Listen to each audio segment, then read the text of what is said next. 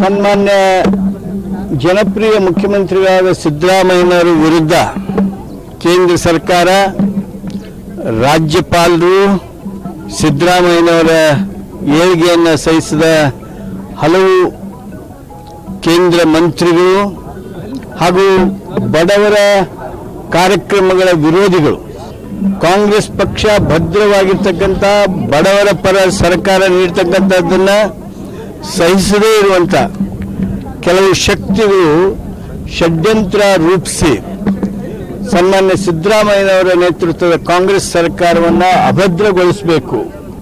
Section 17A ಹಾಗೂ 218 BNS ಪ್ರಕಾರ ರಾಜ್ಯಪಾಲರಿಂದ ಅನುಮತಿಯನ್ನು ಕೊಡಿಸುವುದರ ಮೂಲಕ ಅಭದ್ರತೆಯನ್ನು ಮಾಡೋದಕ್ಕೆ ಮುಂದಾಗಿದ್ದಾರೆ.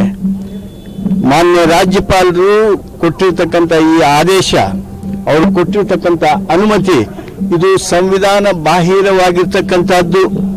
ಇದು ಯಾವುದೇ ರೀತಿಯಿಂದ ಸದುದ್ದೇಶದ ಆದೇಶ ಅಲ್ಲ, ಸದುದ್ದೇಶದ ನಿರ್ಣಯ ಅಲ್ಲ. ಇದು ರಾಜಕೀಯ ದುರುದ್ದೇಶದ, ರಾಜಭವನವನ್ನು ರಾಜಕೀಕರಣಕ್ಕೆ ಬಳಕೆ ಮಾಡಿಕೊಂಡು ಕೇಂದ್ರ ಸರ್ಕಾರದ ನಿಯಮಗಳನ್ನು ಸಹಿತ SOPಗಳು, ಸ್ಟ್ಯಾಂಡರ್ಡ್ ಆಪರೇಟಿಂಗ್ ಪ್ರಿನ್ಸಿಪಲ್ಸ್, ಅವನ್ನೂ ಸಹಿತ ಗಾಳಿಗೆ ತೂರಿ ಒಂದು ಕುತಂತ್ರ ಇವತ್ತು ನಮ್ಮ ರಾಜ್ಯದಲ್ಲಿ ನಡೆದಿದೆ. ರಾಜ್ಯದಲ್ಲಿ ಒಂದು ರೀತಿಯ ಅರಾಜಕತೆಯನ್ನು ಹುಟ್ಟಿಸುವಂತ ಏನು ಪ್ರಯತ್ನ ಮಾಡ್ತಾ ಇದ್ದಾರೆ, ಆ ಪ್ರಯತ್ನದ ವಿರುದ್ಧ ನಮ್ಮ ಪ್ರತಿಭಟನೆ. ರಾಜ್ಯಪಾಲರು ಕೊಟ್ಟಿರ್ತಕ್ಕಂಥ ಈ ಅನುಮತಿಯ ಮೊದಲೆಲ್ಲ ಕೇಂದ್ರದ ಮಂತ್ರಿ ಆಗಿರ್ತಕ್ಕಂಥ ಕುಮಾರಸ್ವಾಮಿ, ಪ್ರಹ್ಲಾದ್ ಜೋಶಿ, ಕರಂದ್ಲಾಜೆ, ಶೋಭಾ ಕರಂದ್ಲಾಜೆ, ಇವರೆಲ್ಲ ಏನು ಹೇಳ್ತಿದ್ರು, ಇನ್ನು 10 ದಿವಸ ತಡೀರಿ, ಇನ್ನು 10 ದಿವಸ ತಡೀರಿ, ಈ ಅನುಮತಿ ಕೊಡ್ತಾರ, ಯಾಕೆ ರಾಜ್ಯಪಾಲರು ಅನುಮತಿ ಕೊಡ್ತಾರ ಅಂತ ಭವಿಷ್ಯ ಹೇಳ್ತಾರ. ಹೇಗೆ ಹೇಳಿದ್ರು? ಈ ರೀತಿಯಾಗಿರ್ತಕ್ಕಂಥ ಷಡ್ಯಂತ್ರವನ್ನು ಕೇಂದ್ರ ಸರ್ಕಾರದ ಮಂತ್ರಿಗಳು ರೂಪಿಸಿದ್ದಾರೆ. ರಾಜ್ಯಪಾಲರು ಅವರ ಕೈಗೊಂಬೆಯಾಗಿ ಆಟ ಆಡ್ತಾ ಇದ್ದಾರೆ. ರಾಜ್ಯಪಾಲರು ಈ ಕೆಟ್ಟ ಶಕ್ತಿಗಳ, ಈ ಕುತಂತ್ರಗಳ ಕೈಗೊಂಬೆಯಾಗಿದ್ದಾರೆ. ಆದ್ದರಿಂದ ನಾವು ರಾಜ್ಯಪಾಲರ ಈ ನಡೆಯನ್ನು ಅತ್ಯಂತ ತೀವ್ರವಾಗಿ ಖಂಡನೆ ಮಾಡ್ತೀವಿ. ಜನರ ಆಕ್ರೋಶವನ್ನು ಗಮನಿಸ್ತಾ ಇದ್ದೀರಿ. ರಾಜ್ಯಪಾಲರು ಸಂವಿಧಾನವನ್ನು ನೀವು ದುರುಪಯೋಗ ಮಾಡ್ಕೋತಾ ಇದ್ದೀರಿ, ರಾಜಭವನವನ್ನು ದುರುಪಯೋಗ ಮಾಡ್ಕೋತಾ ಇದ್ದೀರಿ. ನಿಮಗೆ ನಾವು ಮತ್ತೊಮ್ಮೆ ಎಚ್ಚರಿಕೆ ಕೊಡ್ತೀವಿ, ನಿಮ್ಮ ಅನುಮತಿಯನ್ನು ವಾಪಸ್ ಪಡೀರಿ. ಇಲ್ಲದೆ ಹೋದ್ರೆ ಜನರ ಆಕ್ರೋಶವನ್ನು ನೀವು ಎದುರಿಸಬೇಕಾಗತ್ತೆ. ನ್ಯಾಯ ಸಿಗುವವರೆಗೂ ನಾವು ಹೋರಾಟ ಮಾಡ್ತೀವಿ. ಸಿದ್ದರಾಮಯ್ಯನವ್ರ ಪ್ರಕರಣದೊಳಗೆ ಒಬ್ಬ ಕಂಪ್ಲೇಂಟ್ ಕೊಟ್ಟಾನೆ, ತನಿಖೆ ಆಗಿಲ್ಲ. ತನಿಖೆ ಮಾಡೋದಕ್ಕೆ ನಾವು ನ್ಯಾಯಮೂರ್ತಿಗಳೊಬ್ಬರ ಕಮಿಷನನ್ನು ನೇಮಕ ಮಾಡಿದ್ದೇವೆ.